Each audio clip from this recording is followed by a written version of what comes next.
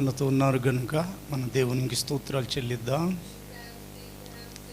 స్తోత్రం స్తోత్రం స్తోత్రం స్తోత్రం స్తోత్రం స్తోత్రం స్తోత్రం. పరిశుద్ధాత్ముడే మాట్లాడేవారు గనుక స్తోత్రాలు చెల్లిద్దాం. స్తోత్రం స్తోత్రం స్తోత్రం స్తోత్రం స్తోత్రం స్తోత్రం స్తోత్రం స్తోత్రం స్తోత్రం స్తోత్రం. మన ప్రభువును రక్షకుడైన యేసుక్రీస్తు ద్వారా తండ్రి అయిన దేవునికి యుగాలలో ఆరాధన, స్తుతి, స్తోత్రం, నమస్కారాలు, మహిమ, ఘనత, కీర్తి, ప్రభావాలు ఆరోపించుచు స్తోత్రాలు చెల్లిద్దాం. స్తోత్రం స్తోత్రం స్తోత్రం స్తోత్రం స్తోత్రం స్తోత్రం స్తోత్రం స్తోత్రం స్తోత్రం స్తోత్రం. ఆమేన్. అందరం కూర్చుందాం. మన రక్షకుడైన యేసుక్రీస్తు పేరిట మీ అందరికీ స్తోత్రాలు, వందనాలు. మంచిది, ఒకరికొకరు స్తోత్రాలు చెల్లించుకుందాం. రాజైన సొలొమోన్ అతని యొక్క రాజ్యంలో ఒక సింహాసనాన్ని కేవలం దంతం చేత చేయించాడు. 6 మెట్లు కలిగిన ఒక సింహాసనాన్ని రాజైన సొలొమోన్ తన రాజ్యంలో చేయించాడు. ఆ సింహాసనం ఎక్కి వెళ్ళే సమయంలో ప్రతి మెట్టుకు 2 సింహాలు, ఇటొక సింహం, అవతల ఒక సింహం, అంటే కుడివైపు ఒక సింహం, ఎడమవైపు ఒక సింహం. ఇలాగున 6 మెట్ల మీద 12 సింహాలు. ఏడవ మెట్టు ఎక్కితే ఆసనం. ఈ 6 మెట్లు ఎక్కాలి ఆయన. అలా ఎక్కేటప్పుడు ఆ సింహాలు, చాలా పెద్ద సింహాసనం అది. చేసేవాళ్ళు కూడా ఆ సింహాసనాన్ని ఎలా తయారు చేశారని అంటే, ఆ సింహాసనాన్ని కానీ లేకపోతే ఆ సింహాలని కానీ చూసిన వారికి భయం కలుగుతుంది. సొలొమోన్ తప్ప ఎవరు కూడా ఆ సింహాసనం ఎక్కకూడదు. దేవుని యొక్క వాక్యంలో రాయబడింది, ఇప్పుడు మనం చూడబోతున్నాం. తన తండ్రి అయిన దావీదుకి మారుగా దావీదు బ్రతికే ఉన్నారు. ఆయన యొక్క పరిపాలన పూర్తి చేశారు. తన కుమారుడైన సొలొమోన్ని అభిషేకం జరిగించి సింహాసనం మీద కూర్చోపెట్టించారు. రాజ్య పరిపాలన అతనికి ఇచ్చారు. కాబట్టి సొలొమోను తన తండ్రి అయిన దావీదుకు మారుగా యెహోవా సింహాసనమందు కూర్చొని పరిపాలన చేయుచుండెను అని రాయబడింది. రాజుల మొదటి గ్రంథము 10వ అధ్యాయము 18, 19 వచనాలు. రాజుల మొదటి గ్రంథము 10వ అధ్యాయము 19, 18, 19 వచనాలు. మరియు రాజు దంతము చేత పెద్ద సింహాసనము చేయించి సువర్ణముతో దాన్ని పొదిగించెను. ఈ సింహాసనమునకు 6 మెట్లుండెను. సింహాసనం మీది భాగపు వెనుక తట్టు గుండ్రముగా ఉండెను. ఆసనమునకు ఇరుపార్శ్వముల యందు ఊతలు ఉండెను. ఊతల దగ్గర 2 సింహములు నిలిచి ఉండెను. దేవుని యొక్క వాక్యం ఆయన యొక్క ఏర్పాటులో ఉన్న రాజుల గురించి కొన్ని విషయాలు వ్రాయిస్తూ, సొలొమోను గురించి ఆయన తన సింహాసనానికి ఎప్పుడైతే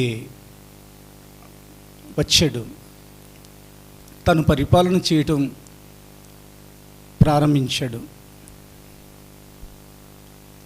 తన కొరకు కూడా అతడు ఒక సింహాసనాన్ని కేవలం దంతంతో చేయించాడు. ఆ సింహాసనానికి అవతల యువతల 12 సింహాలను, 6 మెట్లు, ప్రతి మెట్టుకి 2 సింహాలు. ఆ ప్రకారంగా చాలా పెద్ద సింహాసనం చేయించారు రాజైన సొలొమోన్. ఆ సింహాసనం చేరుకోవాలనంటే ఈ మెట్లు దాటాలి. మెట్లు దాటేటప్పుడు సింహాలు భయపెడతా ఉంటాయి. ఆ పైన 7వ మెట్టు ఎక్కాడనంటే ఇక సింహాసనం మీద కూర్చోవచ్చు. ఈ ప్రకారంగా ఏ రాజ్యంలో కూడా చేయబడని సింహాసనం రాజైన సొలొమోన్ చేయించారు. ఈ 2 సింహాలు ప్రతి మెట్టుకి ఏమని హెచ్చరికిస్తున్నాయంటే, మొదటి మెట్టు మారు మనసు అనుభవం. ఎందుకనంటే ఆ రోజున సొలొమోన్ చేయించిన సింహాసనం అతడి వెక్కి వెళ్ళాలనంటే, ఆ సింహాసనం మీద వెళ్ళి కూర్చోవాలనంటే ఏ ప్రకారంగా ప్రతి మెట్టు దగ్గర 2 సింహాలు, నువ్వు ఎలా ఎక్కుతావు, నువ్వు ఎలా ముందుకు సాగగలవు, సింహాసనం మీద నువ్వు ఎలా కూర్చోగలవు అని అవి బెదిరిస్తూ భయపెడతా ఉంటాయి. కానీ అలాగున ఎక్కుతూ అలాగున సింహాసనం మీద అతడు కూర్చుంటాడు. ఎందుకంటే సొలొమోను కూడా తొందరపాటు వచ్చింది. సొలొమోన్ కంటే ఒకడు ఉండేవాడు, అదోనియా. అతను తొందరపెట్టి తను తాను రాజుగా ప్రకటించుకున్నాడు. కానీ దేవుని యొక్క నిర్ణయం అయింది, సొలొమోన్ దావీదు తర్వాత రాజు అవ్వాలి. క్రొత్త నిబంధన సంఘం విషయంలో, మన విషయంలో దేవుని యొక్క నిర్ణయం అయింది, మనం ఈ లోకంలో జీవించే కాలంలో యేసుక్రీస్తు యొక్క అమూల్యమైన రక్తం వలన రాజులుగా మారాలి, యాజకులుగా మారాలి. ఆయన మహిమలో మధ్యాకాశంలో ప్రత్యక్షమైనప్పుడు మనం ఆయన్ని ముఖాముఖిగా ఎదుర్కోవాలి, ఆయన సింహాసనం చేరుకోవాలి. ఎప్పటికీ ప్రతి క్రైస్తవుడు తను ఏ అనుభవంలో ఉన్నా కానీ మర్చిపోని విషయం ఏమిటంటే, అస్సలు ఎప్పటికీ మర్చిపోకూడదు, దేవుడు పిలిచింది సింహాసనం కొరకు. సింహాసనం చేరుకోవటం అంత సాధ్యమైన విషయం కాదు. మెట్లు దగ్గర 2 సింహాలు చాలా పెద్దవి, చిన్న సింహాలు కాదు, చాలా పెద్ద సింహాలు బెదిరిస్తూ ఉంటాయి. మొదటి మెట్టు మారు మనసు అనుభవాన్ని కూడా ఆత్మీయ అర్థంలో మనం చూడగలం. 2వ మెట్టు నీటి బాప్టిజం అనుభవం. 3వ మెట్టు పరిశుద్ధాత్మ అభిషేకం అనుభవం. 4వ మెట్టు వేరుపరచబడిన జీవితానికి గుర్తు. 5వ మెట్టు దైవిక స్వస్థత అనుభవం. 6వ మెట్టు సంపూర్ణంగా పరిశుద్ధపరచబడే అనుభవం. 7వ మెట్టు దేహ విమోచనం, కడవరి రక్షణ అనుభవం. ఇలా మెట్టు దాటుకుంటూ ఆ రోజున సొలొమోను ఎలాగా ఎక్కి సింహాసనం మీద కూర్చున్నాడు, మనం మెట్లు దాటుకుంటూ మారు మనసు నుండి కడవరి రక్షణ లేదా దేహ విమోచనం వరకు వెళ్తేనే కానీ మన ప్రభు అయిన యేసుక్రీస్తుని ముఖాముఖిగా మనం చూడడానికి ఏమాత్రం వీలు పడదు. ప్రకటన గ్రంథం 12వ అధ్యాయం 5వ వచనము. ప్రకటన గ్రంథము 12వ అధ్యాయం 5వ వచనము. సమస్త జనములను ఇనుప దండంతో ఏలనై ఉన్న ఒక మగ శిశువును ఆమె కనగా, ఆమె శిశువు దేవుని యొద్దకును ఆయన సింహాసనమునొద్దకును కొనిపోబడెను. ఇది సంఘానికి సంబంధించిన వాక్యం. శ్రమల కాలం రాకముందే సంఘం ఎత్తబడబోతుంది. సంఘం ఎత్తబడే ముందు ఒక సంపూర్ణ సిద్ధి, ఒక పరిపూర్ణమైన అనుభవం ప్రభువైన దేవుడు కలుగు చేయుచున్నారు పరిశుద్ధాత్మ వలన. కాబట్టి ఆ స్త్రీ ప్రసవ వేదనతో నొప్పులతో కేకలు వేసి ఒక మగబిడ్డను ప్రసవించింది. మ్యాన్ చైల్డ్ అని ఇంగ్లీష్లో వ్రాయబడింది. తెలుగులో మగ శిశువు అని వ్రాయబడిన మ్యాన్ చైల్డ్ అంటారు ఎవరు కూడా, మేల్ చైల్డ్ అని అంటారు ఇంగ్లీష్లో. కానీ మగ శిశువు మ్యాన్ చైల్డ్. ఈ మ్యాన్ అనేది సంపూర్ణతకు సూచనగా ఉన్నది. వాళ్ళు సేవకులైనా, ప్రపంచంలో ఏ డినామినేషన్స్ అయినా వాళ్ళు సేవకురాలైనా, వాళ్ళు విశ్వాసులైనా, ఏ డినామినేషన్ అయినా సంపూర్ణులైతేనే కానీ ప్రభు యొక్క రాకడలు ఎత్తబడటం సాధ్యం కాదు. వారి మనస్సాక్షికి తెలియాలి వారు ఎంత సంపూర్ణులవుతున్నారు, లేదా దేవునికి అంత దూరమై పడిపోతున్నారేమో.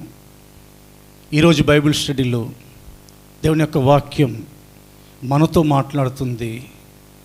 ఆ మగ శిశువు దేవుని యొద్దకును, ఇప్పుడు చదవబడిన ప్రకటన 12:5 ప్రకారంగా ఆయన సింహాసనం నొద్దకును కొనిపోబడెను. తనంతట తాను వెళ్ళలేదు, కొనిపోబడను. ఎవరు తీసుకెళ్ళారు? మేఘముల యందును లేదా మేఘముల మీదను మనము కొనిపోబడుదుము అని రాయబడింది. ఒక సంఘాన్ని పరిపూర్ణతలోనికి నడిపించి, ఏ పరిపూర్ణత? క్రీస్తుకు కలిగిన పరిపూర్ణతకు సమానమైన సంపూర్ణత అని వ్రాయబడింది. దేవుని యొక్క వాక్యం ఇలా ఒక సెలవిస్తుంది. ఆ ప్రకారంగా ఒక సంఘాన్ని పరిపూర్ణతలోనికి నడిపించి యేసుక్రీస్తు యొక్క రాకడలో ఆయన ఎదుట ప్రత్యక్షపరచడం కొరకే పరిశుద్ధాత్మ లోకానికి వచ్చారు.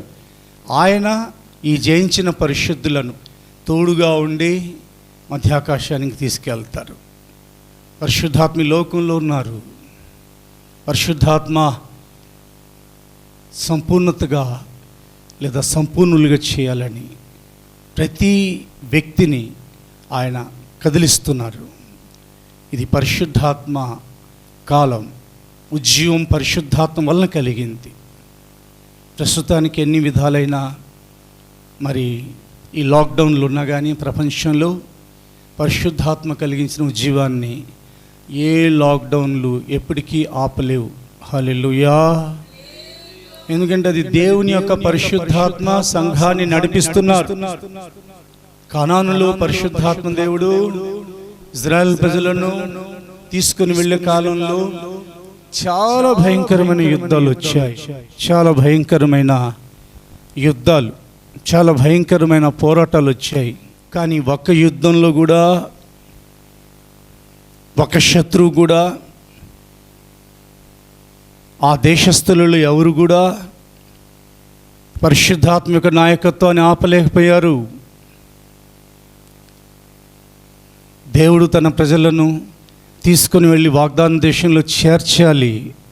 ఎందుకంటే తన పితరులైన అబ్రహాం, ఇసాక్, యాకోబులతో, ఇజ్రాయెల్ ప్రజల యొక్క పితరులైన అబ్రహాం, ఇసాక్, యాకోబులతో ఆయన సత్య ప్రమాణం చేశారు, చెయ్యెత్తి ప్రమాణం చేశారు. పాలు తేనెలు ప్రవహించే దేశం నేను మీకు ఇస్తున్నాను, మీకును మీ సంతానానికి. కాబట్టి పరిశుద్ధాత్మ వారిని అలాగున తీసుకొని వెళ్ళి కానాను దేశంలో అగ్నిస్తంభంగా, మేఘస్తంభంగా ఉండి ఏ ప్రకారంగా వారికి గైడెన్స్ ఇస్తూ వారిని చేర్చారు. ఈ కాలంలో పరిశుద్ధాత్మ దేవుడు ఈ లోకంలోనికి వచ్చి నీకు, నాకు, మనకు గైడెన్స్ ఇచ్చి ఏ ప్రకారంగా ఆయన సింహాసనానికి మనం చేరుకోవాలో ఈరోజు మనలో తన వాక్యం ద్వారా మాట్లాడుతున్నారు. ఇప్పుడు పరిశుద్ధ గ్రంథాన్ని మనం తెరచి మనం సింహాసనం కొరకు పిలువబడ్డాం. ఎప్పటికీ మీరు మర్చిపోవద్దు, we are the elected ones for his throne. ప్రకటన గ్రంథం 3:21 చదువుతున్నాం. ప్రకటన గ్రంథం 3:21. నేను జయించి నా తండ్రితో కూడా ఆయన సింహాసనమునందు కూర్చుండి ఉన్న ప్రకారము జయించు వాణ్ణి నాతో కూడా నా సింహాసనమునందు కూర్చుండనిచ్చిదను. నేను జయించి నా తండ్రితో కూడా ఆయన సింహాసనం ముందు కూర్చున్న ప్రకారం, ఇది ఆయన ఆరోహణమై వెళ్ళి తండ్రి యొక్క కుడిపార్శ్వంన ఆసీనుడైన తర్వాత మరలా పద్మాస్ దీవిలో యోహాన్ కొరకు దిగొచ్చిన తర్వాత ఆయన సెలవిచ్చిన మాట. ఆయన జయించారు, జయించిన వానికే సింహాసనం అని ఆయన సెలవిస్తున్నారు. ఆయన దేవుడు కనుక జయించారు అని అనట్లేదు. ఆయన మనుష్యునిగా ఉండి జయించారు. మనం ఈ లోకంలో మనుషులుగా ఉండి జయించాలి, లోకంను జయించాలి, శరీరంను జయించాలి, సాతాన్ని జయించాలి. జయించి జయ జీవితం కలిగిన సంఘమై జయించిన పరిశుద్ధులకే సింహాసనం, పరిశుద్ధపరచబడిన వారికే స్వాస్థ్యం. ఎవరైతే పరిశుద్ధపరచబడతారో, పరిశుద్ధపరచబడిన వారికే స్వాస్థ్యం, వారికే సింహాసనం. నువ్వు సింహాసనాన్ని చేరుకోవాలి. దేవుని యొక్క దర్శనం, you should reach his throne when he appear in glory. మధ్యాకాశంలో యేసు ప్రభువుని చేరుకోవాలనుందా? యేసయ్యతో కూడా ఆయన సింహాసనం మీద కూర్చోవాలనుందా? నీ ఉన్నతమైన పిలుపు ఏ బహుమానాన్ని తీసుకొస్తుందో గ్రహించే స్థితిలో ఉన్నావు ప్రియ దేవుని బిడ్డ. దానిని బట్టి ఈరోజు మరలా ఆయన సత్యవాక్యం ప్రకారంగా 7 మెట్లు, సొలొమోను 6 మెట్లు చేయించారు. 7వ మెట్టు ఎక్కితే ఆసనం. ఈ 7 మెట్లు ఇందాక నేను చెప్పినట్లుగా మారు మనసు అనుభవం నుండి దేహ విమోచన అనుభవం వరకు ఉంది. ఇంకొక 7 అనుభవాలు మనం చేయగలగాలి. అందులో మొట్టమొదటి అనుభవం, మనం మేలుకోవాలి. నిద్రపోతున్నవాడు మేలుకునే కాలం ఇది. 2వ అనుభవం, మనం కూర్చోవాలి. 3వ అనుభవం, మనం నిలబడాలి. 4వ అనుభవం, మనం నడవాలి. 5వ అనుభవం, మనం పరిగెత్తాలి. 6వ అనుభవం, మనం ఎగరాలి. ఆ తర్వాత 7వ అనుభవం, వెళ్ళి సింహాసనాన్ని స్వతంత్రించుకోవాలి. పక్కనే ఉంటారు యేసయ్య. యేసయ్య ఒకవైపు, ఆయన పక్కనే మనం. చాలా పెద్ద సింహాసనం, సొలొమోను చేసిన సింహాసనం మన ప్రభు అయిన యేసయ్య కూర్చున్న సింహాసనంతో పోల్చుకుంటే అది చాలా చిన్నది. మన యేసయ్య యొక్క సింహాసనం చాలా పెద్దది. అది ఆయన మన కొరకు సిద్ధపరిచారు. కానీ మనం చేయాల్సిన అనుభవం ఒక్కొక్క మెట్టు. ఈ 7 అనుభవాలు కూడా మన ఆత్మీయ జీవితంలో అడిషనల్, అంటే కొంచెం ప్రత్యేకమైన అనుభవాలుగా రాగలిగితే తప్పకుండా మన దర్శనంలో మార్పు వస్తుంది. దర్శనంలో మార్పు రానివాడు యేసుక్రీస్తు యొక్క రాకడ గురుల్లో ఏమాత్రం అతడు ఎత్తబడలేడు. కాబట్టి మొదటి అనుభవం చదువుదాం. ఆ మనిషి మేల్కోవాలి. చదువుదాం. పరిశుద్ధ గ్రంథాన్ని తెరిచి ప్రవక్త అయిన యెషయా గ్రంథము 60వ అధ్యాయము 1వ వచనం.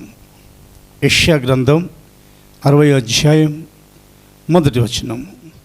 నీకు వెలుగు వచ్చి ఉన్నది, లేము, తేజరిల్లుము, యెహోవా మహిమ నీ మీద ఉదయించెను. లెమ్ము. వెలుగు పడిన తర్వాత కూడా లేవకుండా ఉండకూడదు. ఆ రోజున్న సంఘాన్ని ఆయన దర్శించారు. ఎందుకంటే సంఘం ఈ ప్రవక్త అయిన యెషయా పరిచర్య చేసే కాలంలో వారు దేవుని యొక్క కొన్ని విధాలైన మరి కోపానికి గురయ్యారు.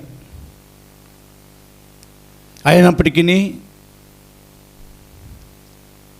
జాలి కలిగిన దేవుడు, మాట తప్పని దేవుడు ఆయన యొక్క సంఘాన్ని ఆయన జ్ఞాపకం చేసుకొని ఏ విధం చేతనైనను తిరిగి సంఘాన్ని లేపాలని, గుర్తుపెట్టుకోవాలి, సంఘాన్ని లేపాలని.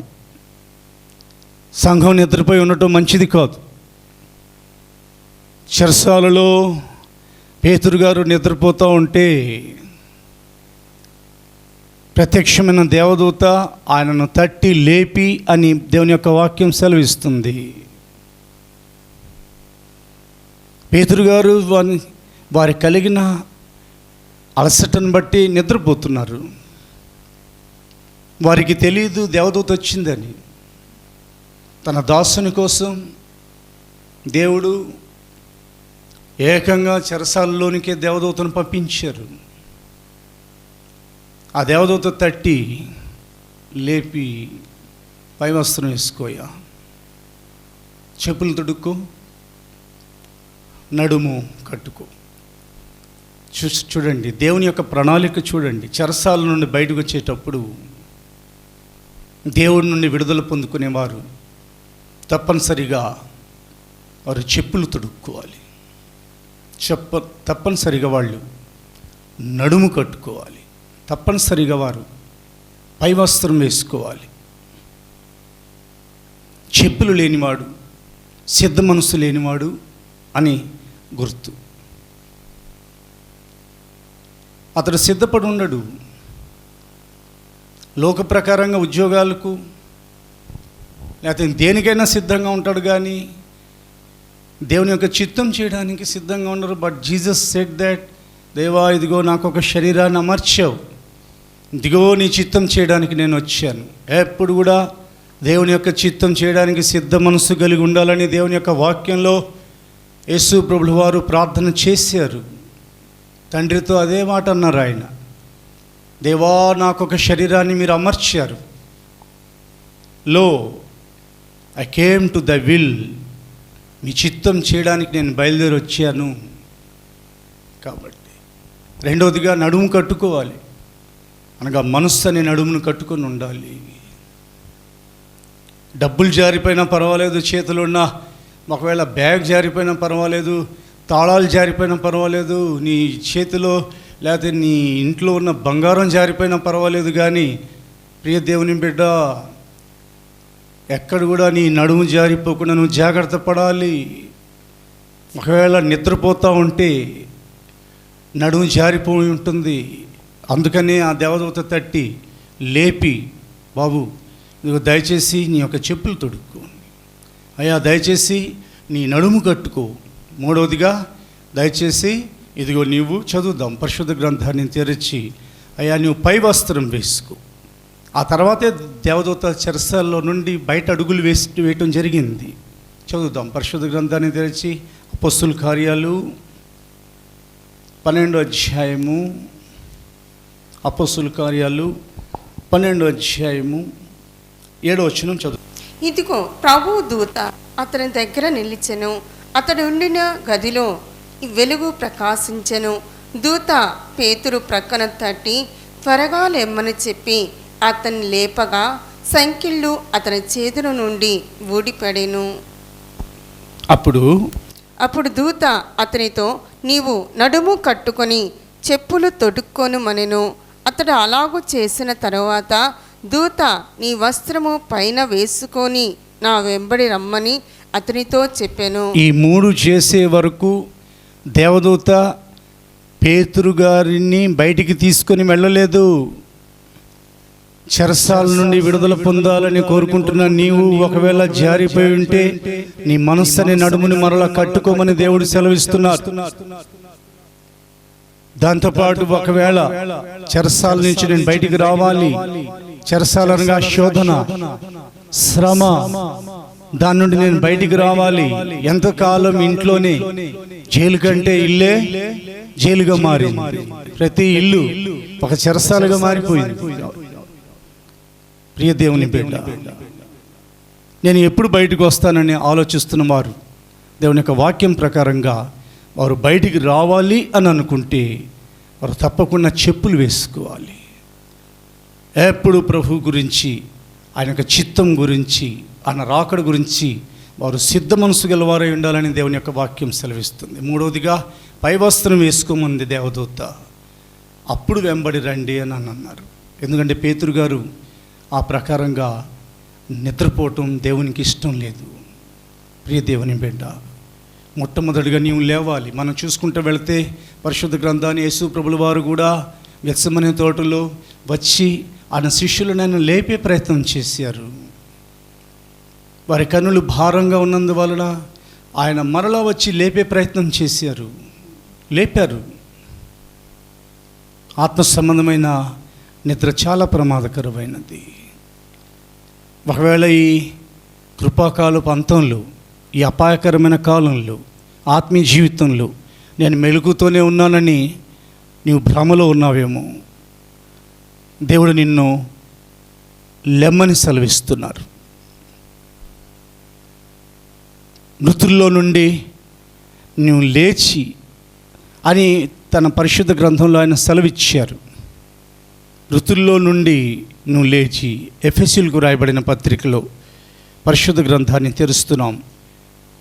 ఎఫెసీ పత్రిక 5వ అధ్యాయము 14వ వచనం. ఎఫెసీ 5:14. అందుచేత నిద్రించుచున్న నీవు మేల్కొని మృతుల్లో నుండి లెమ్ము, క్రీస్తు నీ మీద ప్రకాశించునని ఆయన చెప్పుచున్నారు. నిద్రించుచున్న నీవు మేల్కొని, నిద్రించుచున్న నీవు మేల్కొని మృతుల్లో నుండి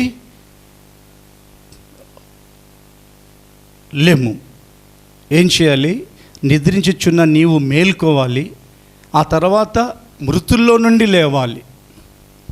మృతుల మధ్యకు చేరినందువలన నీకు ఆత్మ సంబంధమైన దరిద్రం నిద్ర పట్టింది. శరీర ప్రకారమైన నిద్ర గురించే బైబిల్ హెచ్చరిస్తూ ఉంది. శరీర ప్రకారంగా ఎక్కువగా నిద్రపోయే వారి గురించి సామెతల గ్రంథంలో కూడా రాయబడింది, సోమరి అని. యోనా గురించి హెచ్చరిక వచ్చింది, ఓయ్ నిద్రపోతా, నీకేమొచ్చింది? నువ్వు లేచి నీ దేవునికి ప్రార్థన చేయమని. పడుకోవాలి ఒక 7 నుంచి 8 గంటలు, లేదా ఒక 8:30 గంటలు, మొత్తం 24 గంటల్లో. అంతేగాని అది ఎక్కువగా పడుకోకూడదని బైబిల్ చెప్తుంది, నేను చెప్పట్లేదు. మరి ఆత్మ సంబంధమైన నిద్ర, ఇదిగో మృతులలో నుండి లెమ్ము, నిద్రించుచున్న నీవు మేల్కొని మృతుల్లో నుండి లేము. అదేంటండి? నిద్రించుచున్న నీవు మేల్కోవటం ఏంటి? మళ్ళా మృతుల్లో నుండి లేవటం ఏమిటి అంటే, దేవుని యొక్క వాక్యం సెలవిస్తుంది, నిద్రించుచున్న నీవు ఎందుకు నిద్రపోయావునంటే, నీవు బ్రతికే ఉండేవాడివి, నీవు మృతుల మధ్యలోకి వెళ్ళిపోయావు. నీ సహవాసం జీవించుచున్న వారితో ఉండేది. అలా ఉండి ఉండి నీవు చచ్చిన వాళ్ళతో సహవాసం చేయటం మొదలుపెట్టావు. వాళ్ళెవరు చచ్చిపోయిన వాళ్ళు? దేవుని ఎరిగి కూడా దేవుని మహిమపరచిన వాళ్ళు. దేవుని యొక్క విషయంలో వాళ్ళు ఎదిగో జీవించుచున్న పేరు నీకున్నది, కానీ నీవు మృతుడవే అని నీ క్రియలు నా దేవుని ఎదుట సంపూర్ణమైనవిగా కనబడట్లేదు. సునీతి చెప్పుకునే వాళ్ళు ఉంటారు, వాళ్ళతో పాటు చేరి వీళ్ళు కూడా చనిపోతూ ఉంటారు. లోకంలో పాపం చేత అక్రమం చేత చచ్చిపోయిన వాళ్ళు ఉంటారు, వాళ్ళతో సహవాసాలు, ఎక్కువగా ఫోన్ కాంటాక్ట్లు, మాట్లాడితే ఫోన్లు, 10 రకాల సిమ్ములు మార్చేవాళ్ళు. ఒకటి కాదు, ఎక్కువగా టీవీలతో అనుబంధాలు, మాట్లాడితే ఎక్కువగా మొబైల్స్ యూజ్ చేయటం, ఎక్కువగా అవసరాన్ని బట్టి ఉద్యోగాన్ని బట్టి చేయటం తప్పు లేదు. కాబట్టి ఒకవేళ దేవుడు నీతో మాట్లాడుతున్నారు, ఆయన సింహాసనానికి నిన్ను పిలిచారు. దేవుడు తన మహిమ కలిగిన సింహాసనం కొరకు నన్ను ఏర్పరచుకున్నారు, నిన్ను ఏర్పరచుకున్నారు.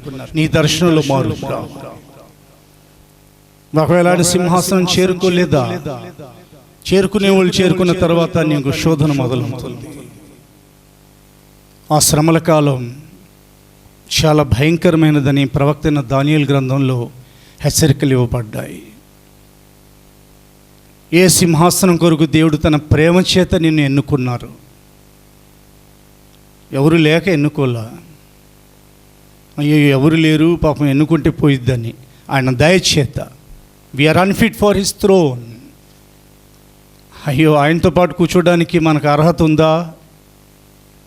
అసలు ఆయన ముఖాన్ని చూడడానికి దేవదూతలు కూడా సరిపోవు, అయ్యే రెక్కలు కప్పేసుకుంటున్నాయి. మనం ముఖాముఖిగా ఆయనను చూడబోతున్నామని ఆయన ప్రమాణం చేయించారు, లేదా ఆయన వాగ్దానం చేశారు. పొత్తేది ఆయనకి మనకు. ఎప్పుడు కూడా సహోదరులారా, పేతురు గారు అంటారు, సహోదరులారా ఇదిగో మీ పిలుపును ఏర్పాటును, నీ పిలుపు ఎలా పిలువబడ్డావు, నీ ఏర్పాటును నువ్వు స్థిరం చేసుకున్నటకు, నిశ్చయం చేసుకున్నటకు జాగ్రత్త పడు. అప్పుడు నీవు తొట్టుపాటు పడవు. దేని కొరకు నువ్వు పిలువబడ్డావు, దేని కొరకు నువ్వు ఏర్పరచబడ్డావు. అది ఆ దర్శనం ఒకవేళ మారిందంటే దేవుడు నీకు ఆయన సింహాసనాన్ని ఏమాత్రం ఇవ్వడానికి ఇష్టపడరు. ఈరోజు తిరిగి నువ్వు లేస్తావా? ఇదిగో క్రీస్తు నీ మీద ప్రకాశించి, అయితే నీవు మృతుల్లో నుండి నీవు లేవాలి. లేము, తేజరిల్లుము, చూడుము, జనములను కటిక చీకటి కమ్ముచున్నది. లోకములో ఉన్న ప్రజలను కటిక చీకటి కమ్మేస్తుంది. అయితే యెహోవా మహిమ నీ మీద కనబడుచున్నది. హల్లెలూయా. ప్రపంచానికి చీకటి, కానీ పరిశుద్ధులకు మాత్రం చీకటి ఉండదు. ప్రపంచానికి కరెంట్ ఆఫ్, కానీ ఆయన యొక్క నామమందు, యేసుక్రీస్తు నామంలో విశ్వాసం ఉంచిన వారికి ఒక క్షణమైనా కానీ కరెంట్ ఆఫ్ అవ్వదు. ఏదైనా కరెంట్ ఆఫ్ అయిందనంటే స్విచ్ నీ చేతిలో ఉంది, ఆపేసుకున్నావేమో. వెలుగులో ఎంతకాలం అలాగే బ్రతకాలి. వారు చీకటిని ప్రేమించారని రాయబడింది. ఒకవేళ చీకటిని ప్రేమిస్తున్నావేమో, వెలుగులో ఉండి ఉండి నీకు అవునా వెలుగు రోతగా ఉందేమో, ఇబ్బందిగా ఉందేమో. నీ క్రియలు అవునా, నీ శరీరేచ్ఛలు, నీ వ్యసనాలు, వ్యామోహాలు నువ్వు తీర్చుకోవడం కొరకు వెలుగును మాని, వెలుగు యొక్క సహవాసాన్ని విడిచి, వెలుగులో నుండి చీకటిలోనికి ఒకవేళ వెళ్ళిపోయి జీవించే నీవు ఒకవేళ చచ్చిపోయావేమో గుర్తుపెట్టుకోవాలి. ఒకప్పుడు జీవించుచున్నావు, కానీ నీవు అలాగున మరణం నుండి ఆయన జీవంలోనికి దాటించారు. దాన్ని నువ్వు కాపాడుకోకుండా ఏ ప్రకారంగా మనుష్యుడు యెరూషలేము నుండి యెరికో దిగి జారిపోయాడో ఆ ప్రకారంగా నువ్వు తిరిగి జీవంలో నుండి అలాగున మరణంలోనికి స్టెప్ బై స్టెప్ అంచెలంచెలుగా నువ్వు పడిపోతున్నావేమో. ఆయన సింహాసనానికి నువ్వు చేరుకోవాలని దేవుడు నీతో మాట్లాడుతున్నారు. కాబట్టి నువ్వేం చేయాలంటే, ఇదిగో మృతులలో నుండి నువ్వు మేలుకొని లే. దేవునికి స్తోత్రం కలుగును గాక. యేసు ప్రభుల వారు లాజర్ని బ్రతికించడానికి బయలుదేరి వెళ్తున్నారు. ఆయన తన శిష్యులతో జరిగిన విషయం అంతా ముందే చెప్పేశారు. మన సహోదరుడైన లాజరు నిద్రించుచున్నాడు. శిష్యులు వెంటనే ఉన్నారంటే, ప్రభువా అతడు నిద్రిస్తున్నట్టయితే బాగుపడతాడుగా, అంటే విశ్రాంతేగా. వాళ్ళకి తెలియదు లాజరు చనిపోయాడని. అయితే అతన్ని మేలుకొల్ప వెళ్ళుచున్నాను అని అన్నారు. లాజరు యొక్క మరణం గురించి యేసయ్య ప్రవచనం చెప్పారని శిష్యులకు తెలియబడలేదు. అతన్ని మేలుకొల్ప వెళ్ళుచున్నాను. అప్పటికి లాజరు చనిపోయాడు. కానీ శిష్యులతో ఆయన చెప్పిన మాట, లాజర్ని నేను మేలుకొల్ప వెళ్ళుచున్నాను. యేసు ప్రభువు వారి లోకానికి పాపంలో ఎవరైతే చనిపోయారో వారిని మేలుకొల్పడానికి వచ్చారు. వాళ్ళలో నీవు ఒక్కడివి, నేను ఒక్కడిని, మనం ఒక్కొక్కడు. మనం కూడా పాపం చేత, మనం కూడా అక్రమం చేత అలాగున చచ్చిన వాళ్ళమే కదా. ఎందుకో కనికరించి ఆయన బయలుదేరి వచ్చారు. నిజమైన వెలుగుండెనో అది లోకంలోనికి వచ్చుచు ప్రతి మనుషుని వెలిగించుచున్నది. ఎవరిని ఆయన వెలిగించలేదో చెప్పండి. ఆ దేశస్థుల కొరకు యేసు ప్రభువు వారు చనిపోలేదని ఎవరైనా చెప్పగలరా? వేదాలన్నీ ఘోషిస్తున్నాయి, ఇదిగో ఒక పశువు వధించబడాలి. ఎవరా పశువు అనగా పరిశుద్ధ గ్రంథంలో తేల్చబడింది. అది పస్కా పశువు అయిన యేసు ప్రభుల వారు. ఆయన ప్రతి మనుషుడిని వెలిగించడం కొరకు పరలోకం నుండి దిగి వచ్చారు. లాజర్ని చదువుతాం. 11వ అధ్యాయం 11వ వచనం, యోహాను సువార్త. లాజర్ని మేలుకొల్ప వెళుచున్నాను. అయినా ఈ మాటలు చెప్పిన తరువాత మన స్నేహితుడైన లాజరు నిద్రించుచున్నారు, అతన్ని మేలుకొల్ప వెళ్ళుచున్నానని వారితో చెప్పగా, దేవునికి స్తోత్రం కలుగునుగాక. దేవునికి మహిమ కలుగునుగాక. అది అతన్ని మేలుకొల్ప వెళుచున్నాను. యేసు ప్రభుల వారు కానీ బెతానియా గ్రామానికి వెళ్ళకపోతే జ్ఞాపకార్థ కూటం కూడా చేసేసేవాడు లాజర్కి, వాళ్ళ ఆచార ప్రకారంగా. ఇక లాజర్ ఎప్పటికీ అలాగ సమాధిలో కుళ్ళిపోయి అలాగే ఉండిపోయేవాడు. ఎందుకు ఆయనకి ఇష్టమైంది, ఆయన ప్రత్యక్షమయ్యారు కదా ఈ లోకంలో. చనిపోయిన వారిని బ్రతికించడం కొరకు వచ్చిన దేవుడు ఆయన. మృతులను సజీవులుగా చేయువారును, మరణానికి అప్పగించే దేవుడు కారు ఆయన. మరణానికి అప్పగించే దేవుడు కారు ఆయన. మరణాన్ని తన మీద వేసుకున్న దేవుడు ఆయన. మనుషుల కొరకు మరణాన్ని అనుభవించిన దేవుడు ఆయన. ఇది దేవుని యొక్క కొలవలు లేని అమూల్యమైన ప్రేమ. ఎప్పటికీ నీవు దేవునికి రుణస్థుడివై ఉండాలి. గుర్తుపెట్టుకోవాలి, బెతానియాలో లాజర్ని నేను ఎప్పటికీ గుర్తుపెట్టుకోవాలి.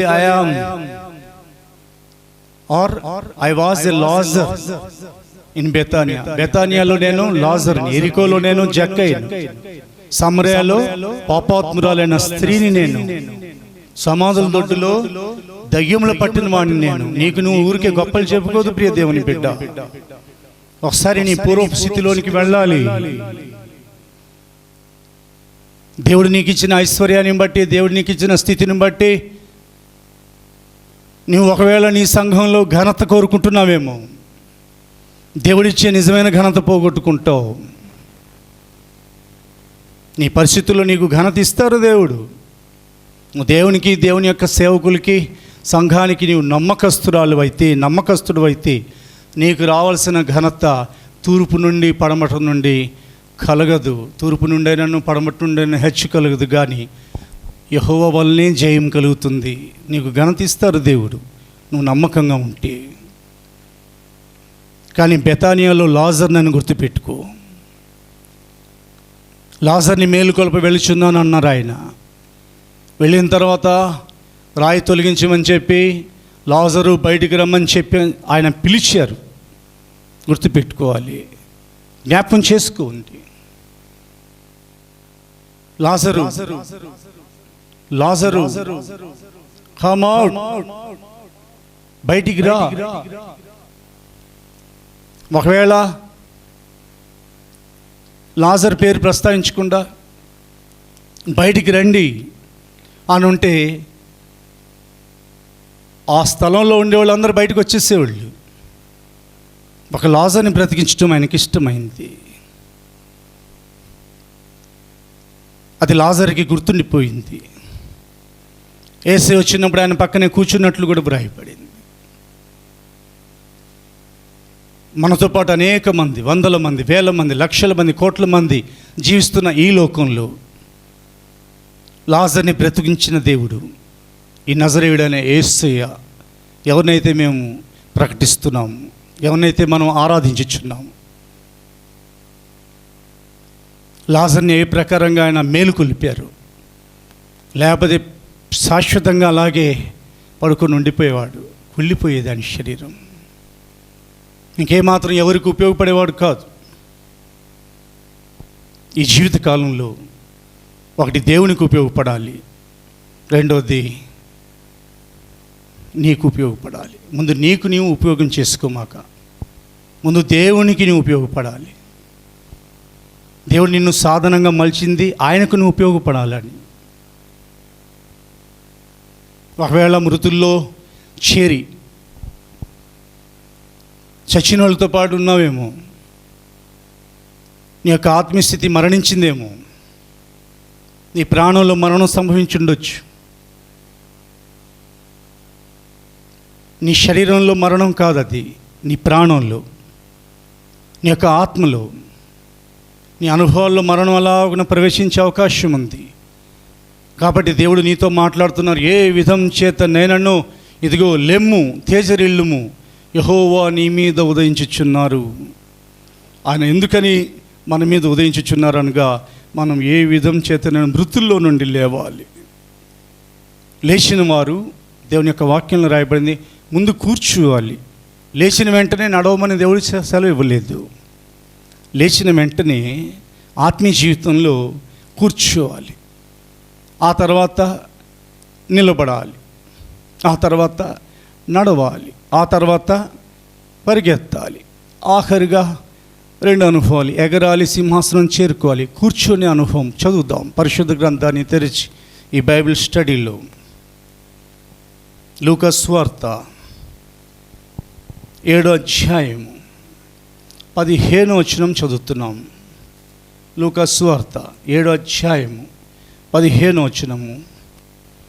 ఆయన చిన్నవాడ లెమ్మని నీతో చెప్పుచున్నాననగా ఆ చనిపోయిన వాడు లేచి కూర్చొండి మాట్లాడసాగాను. ఆయన అతనిని అతని తల్లికి అప్పగించెను. హల్లెలూయా. ఇది నాయన్ అనే గ్రామంలో జరిగిన చరిత్ర. యేసు ప్రభువు వారు ఈ లోకంలో జీవించిన కాలంలో వందల మందిని, వేల మందిని, లక్షల మందిని ఆ కాలంలో బ్రతికించారు. కానీ కొంతమంది పేర్లే రాయబడ్డాయి. యోహాను అంటారు యేసు ప్రభువు వారు చేసిన అద్భుతాల గురించి, ఇదిగో నేను యేసుక్రీస్తు గురించిన అద్భుతాలు నేను రాయాలని అనుకుంటే అట్టి ఆశ్చర్యకార్యాలకు ఈ భూలోకమే పట్టదన్న. అన్ని ఆశ్చర్యకార్యాలు జరిగించారు ఆయన. నీ దేవుడు ఆశ్చర్యకరుడు. నీ జీవితంలో ఏది ఆశ్చర్యం జరగలేదని నువ్వు అనుకుంటున్నావు, ఆశ్చర్యాన్ని చేయడానికి ఆయన ఒక్కడే సమర్థుడు. ఆయన నాయన్ గ్రామానికి బయలుదేరి వెళుతున్నారు. ఆయన తన పని మీద తాను వెళ్తున్నారు. అంతలో ఒక చిన్నవాణి యొక్క శవం మోసుకొని అలాగున ఆ గ్రామం నుండి కొంతమంది బయటకు వస్తున్నారు. జీవం మరణం ఎదురెదురు పడ్డాయి. గుర్తుపెట్టుకోండి, నాయన్ గ్రామంలో ఏం జరిగిందంటే జీవం అనగా యేసు ప్రభువు వారు నేనే సత్యం, నేనే జీవం, నేనే మార్గం అని సెలవిచ్చారు. కాబట్టి జీవము మరణం ఎదురెదురు పడ్డాయి. ఆయన గమనించారు, ఈ యవనస్తుని తొందరగా పాతి పెట్టేస్తే ఇక మన ఎవరి ఇళ్ళకి మనం వెళ్ళిపోవచ్చు, ఈ తల్లి వదలదు, ఒకడే కొడుకు కాబట్టి అని వాళ్ళు తొందర పెట్టి ఉంటారు. ఆమె ఏడుస్తూ ఉంటే ఓదార్చేవారు ఎవరు అక్కడ కనబడరు మనకు. యేసు ప్రభువు వారు ఆయన ప్రణాళిక పక్కన పెట్టి ఒకసారి ఆ పాడెను ముట్టారు. ఆయన పాడెను ముట్టి చిన్నవాడా లే అని సెలవిచ్చారు. చచ్చిపోయిన యవనస్తుడితో ఆయన మాట్లాడుతున్నారు. చూడండి, ఇక్కడ ఆలోచించండి. చచ్చిపోయిన యవనస్తుడితో ఆయన మాట్లాడుతున్నారు. చిన్నవాడా లే అనగానే ఆ చిన్నవాడు లేచి ఒకసారి కూర్చొని మాట్లాడసాగినని రాయపడింది. వెంటనే ముందు నిలబడలా. మొట్టమొదటి అనుభవం, ఎవరైతే మృతులలో ఉన్నారో, ఎవరైతే ఆత్మ సంబంధమైన మరణపు నియమాలలో ఉన్నారో, ఎవరైతే మరణపు అంచులో దిగజారిపోతున్నారో వారు మృతుల్లో నుండి లేవాలి. ఎందుకనంటే క్రీస్తు వారి మీద ప్రకాశించుచున్నాడు. మరణం ఉన్న చోట మరణాన్ని వెళ్ళగొట్టగలిగేది జీవం మాత్రమే. యేసు ప్రభు యొక్క జీవం మనలో ప్రత్యక్షమైంది. మన మీద ఆయన యొక్క వెలుగు పైనుండి ఇవ్వబడింది. సూర్యుని యొక్క వెలుగు వల్ల మనం రక్షించబడలేదు. ఈ లోకంలో వెలుగు కావాలి కాబట్టి పగలంతా సూర్యుని దేవుడు నియమించారు. రక్షణ పొందడానికి దేవుడు సూర్యుని నియమించలేదు. గుర్తుపెట్టుకోవాలి. నిజమైన వెలుగు, నిజమైన జీవం, నిజమైన సత్యం, నిజమైన మార్గం నజరేయుడైన యేసుక్రీస్తు మాత్రమే. దేవునికి మాత్రమే మహిమ కలుగునుగాక. ఆయన ఆ చిన్నవాడిని లెమ్మని చెప్పారు. లేచిన తర్వాత కుర్రోడు లేచిపోయాడు. లేచి కూర్చున్నాడు. కూర్చొని మాట్లాడటం ప్రారంభించాడు. తిరిగి ఆ తల్లిగారికి అప్పగించేసి ఆ తర్వాత ఆయన షెడ్యూల్స్ ఏమేమి ఉన్నాయో ఆయన ప్రణాళిక ప్రకారంగా వెళ్ళిపోయారు. అక్కడ దేవుడు నీతో మాట్లాడుతున్నారు ప్రియ దేవుని బిడ్డ. ఒక వ్యక్తి మరణించడం దేవునికి ఇష్టం లేదు. ఒక వ్యక్తి పడుకొని ఉండటం దేవునికి ఇష్టం లేదు.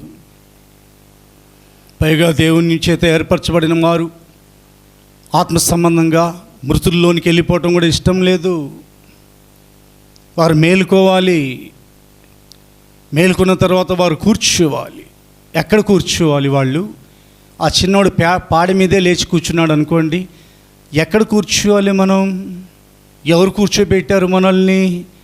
పరిశుద్ధ గ్రంథాన్ని తెరిచి ఎఫెసీయులకు రాయబడిన పత్రిక, దేవుని యొక్క వేదవాక్యం ప్రకారంగా ఎఫెసీయులకు రాయబడిన పత్రిక చదువుదాం. 2వ అధ్యాయం 7వ వచనం చదువుతున్నాం. ఎఫెసీ 2:7. క్రీస్తు యేసునందు మనల్ని ఆయనతో కూడా లేపి పరలోకమందు ఆయనతో కూడా కూర్చుండబెట్టెను. దేవునికి గట్టిగా స్తోత్రం చెప్పండి. అది క్రీస్తు యేసుతో కూడా లేపి.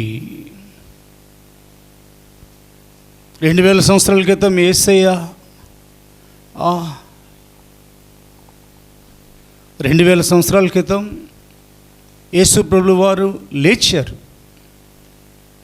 దాన్ని మనం విశ్వాసం ద్వారా రక్షణ భాగ్యంలోనికి రావడం కొరకు కృప వలనే విశ్వాసం చేత మీరు రక్షింపబడి ఉన్నారని వేదవాక్యం సెలవిస్తుంది. కాబట్టి మనము రక్షణ పొందాము. అయితే రక్షణ పొందిన తర్వాత ఇప్పుడు చదివిన దేవుని యొక్క వాక్యం ముమ్మాటికి 100% కాదు, 1,000,000 సత్యం. ఇది క్రీస్తుతో కూడా మనల్ని లేపి పరలోకంలో దేవునితో కూడా లేదా క్రీస్తుతో కూడా కూర్చోబెట్టారు. స్తోత్రం చెప్పండి గట్టిగా. అంటే రక్షణ పొందినవాడు ఇప్పుడు పరలోకంలో కూర్చున్నారు. రక్షణ పొందిన అనుభవం ఏంటంటే పరలోకపు పౌరస్థితి సంతరించుకోవటం. యేసు రక్తంలో కడగబడిన అనుభవం ఏమిటంటే పరలోకంలో కూర్చోపెట్టబడటం.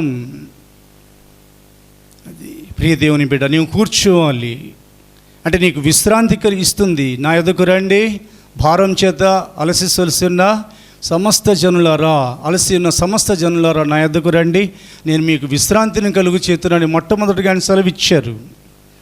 యేసు వద్దకు రాగానే నీకు ఐశ్వర్యం వచ్చేయాలని నీవు కోరుకుంటున్నావేమో. యేసు దగ్గరికి రాగానే నీ యొక్క ఇదిగో రాబడి విపరీతంగా పెరిగిపోవాలని నీవు కోరుకుంటున్నావేమో.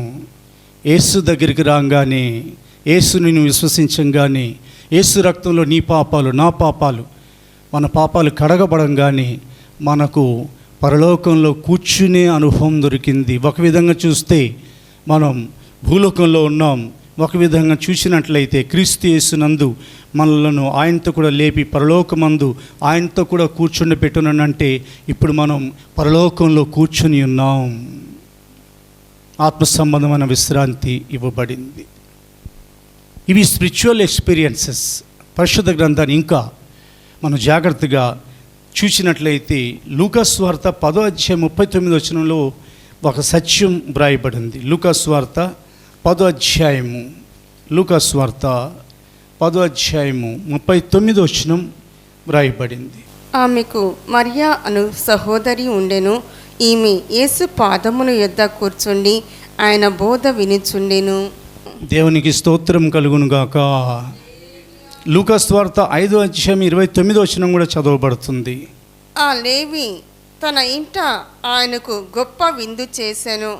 శంకరులను ఇతరులు అనేకులను వారితో కూడా భోజనమునకు కూర్చుండిరి. యోహాను సువార్త 12వ అధ్యాయం 2వ వచనం కూడా చదవబడుతుంది. యోహాను సువార్త 12వ అధ్యాయం 2వ వచనము. మార్త ఉపచారము చేసెను. లాజరు ఆయనతో కూడా భోజనమునకు కూర్చున్న వారిలో ఒకడు. మరియా గురించి వ్రాయబడింది. సుంకరులు అనేక మంది, భయంకరమైన పరిసయ్యులు, శాస్త్రులు, వీరి గురించి రాయబడింది.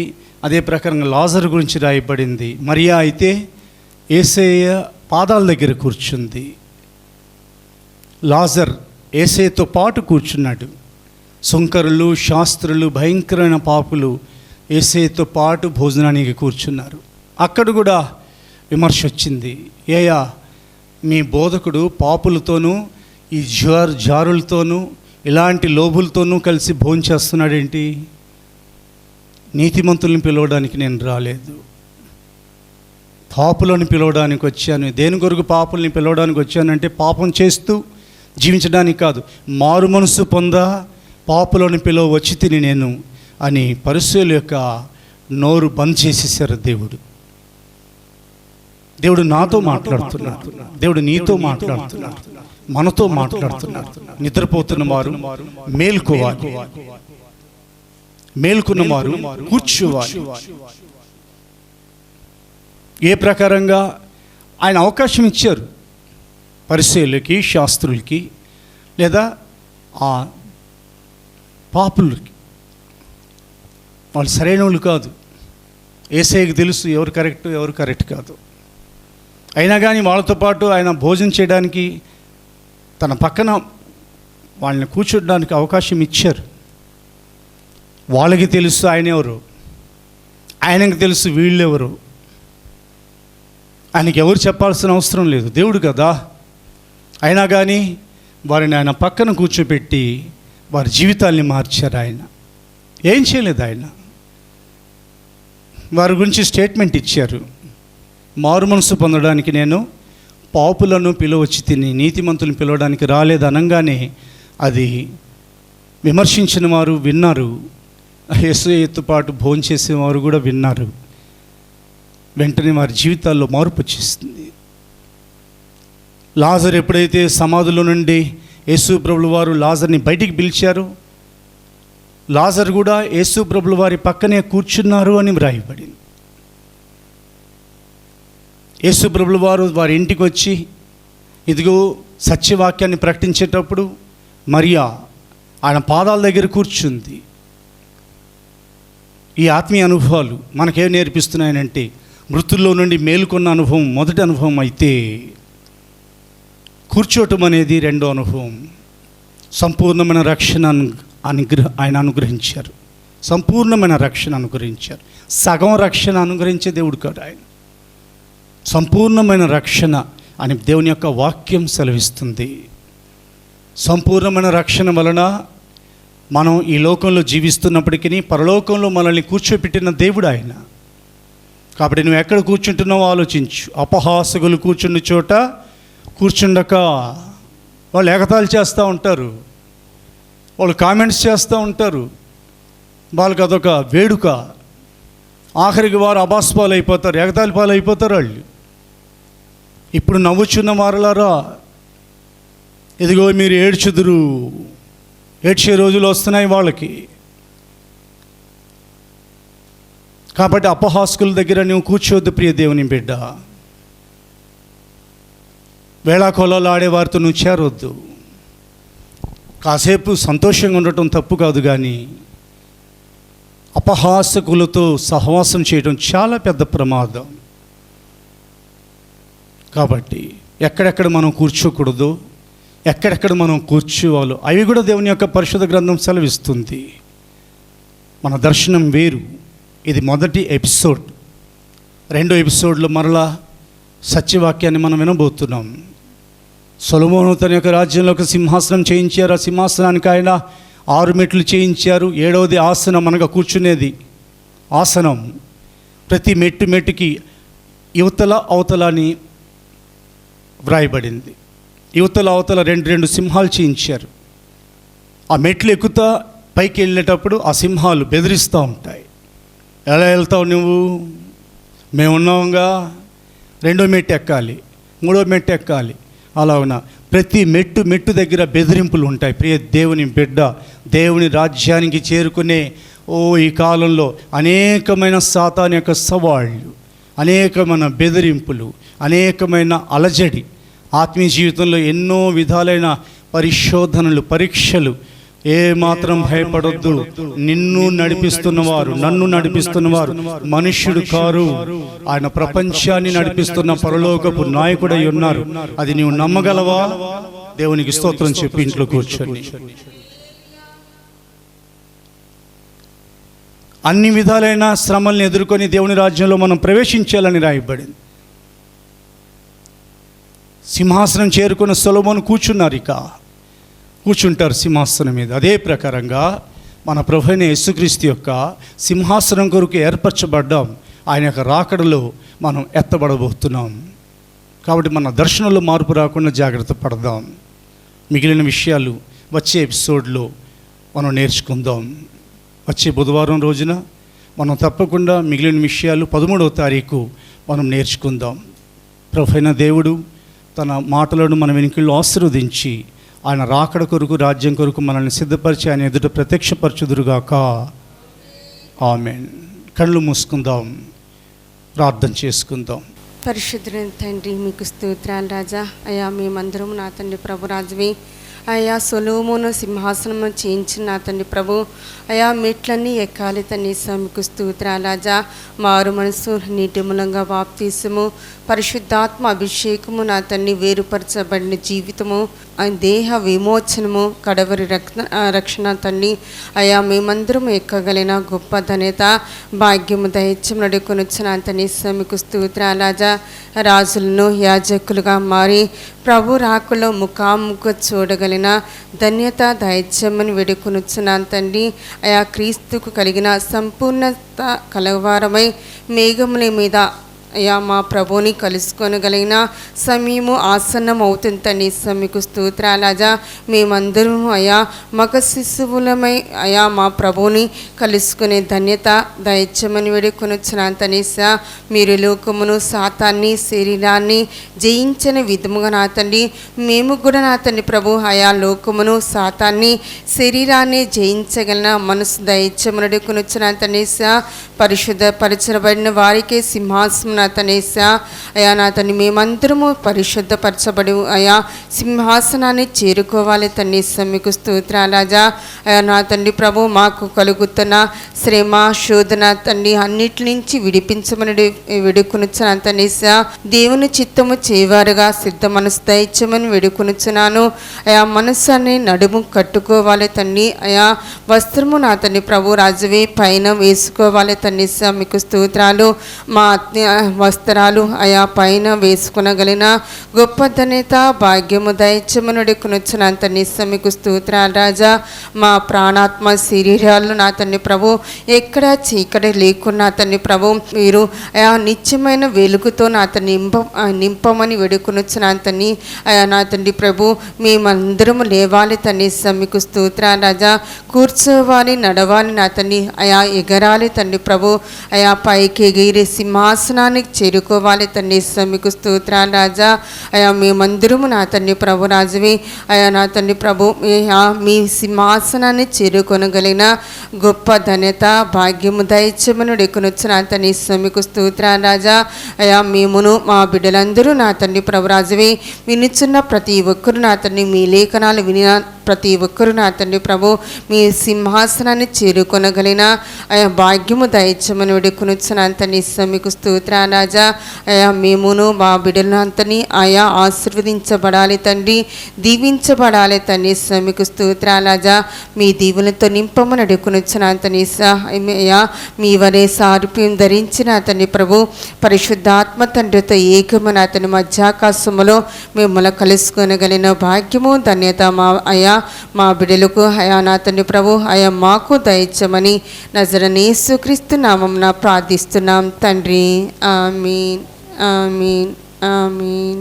మన ప్రభువైన యేసుక్రీస్తు కృపయు, తండ్రి అయిన దేవుని యొక్క ప్రేమయు, పరిశుద్ధాత్మ సహవాసమును ఆయన రాకడ వరకు సదాకాలం మనందరికీ తోడయుండునుగాక.